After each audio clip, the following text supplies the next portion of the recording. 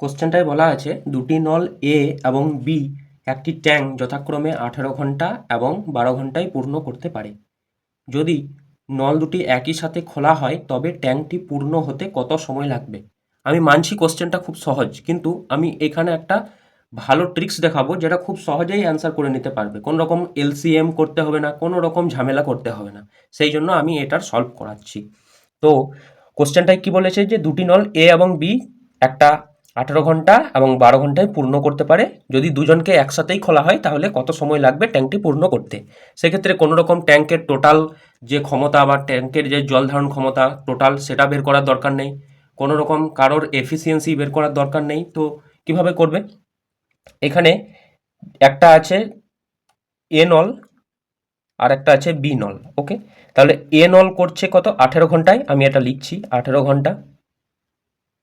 আর B নল পূরণ করছে 12 ঘন্টায়। ওকে, তো যখন এই দুটো নল একসঙ্গে খোলার পর কতক্ষণে ট্যাঙ্কটি ভর্তি করবে সেটা জানতে চাইবে। সেক্ষেত্রে জাস্ট একটা ফর্মুলা, সেটা হচ্ছে এইটা। এটা মনে রেখে দিলেই অ্যান্সার হয়ে গেল চুটকিতে। তাহলে এম এর মান কত? আমি একে ধরছি এম আর 12 ঘন্টাকে ধরবো এন।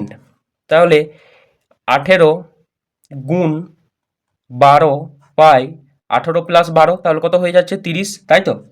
এটাকে একদম ডাইরেক্ট করলাম। 3 দিয়ে কাটো, 10, 3 দিয়ে কাটো 4, 2 দিয়ে কাটো 2, 2 দিয়ে কাটো 5। তাহলে এটা কত হলো? এটা সমান দিচ্ছি, ওপরে হলো 36 আর নিচে 5। এটাকে এবার সলভ করো। এটাকে সলভ করলে কত হচ্ছে? 5 সাথে 35 আর 1/5, তাহলে 7 পূর্ণ 1/5 ঘন্টা লাগবে ওই পুরো যে ট্যাঙ্কটা আছে সেই ট্যাঙ্কটাকে ভর্তি করতে। তাহলে কোনো রকম এক্ষেত্রে এলসিএম এর দরকার নেই, কোনো রকম এফিসিয়েন্সি বের করার দরকার নেই, ট্যাঙ্কের টোটাল ধারণ ক্ষমতা সেটাও বের করার দরকার নেই। খুব সহজেই কিন্তু এইসব অঙ্কগুলো খুব কম সময়ের মাধ্যমে পরীক্ষায় সলভ করে দেওয়া হয়।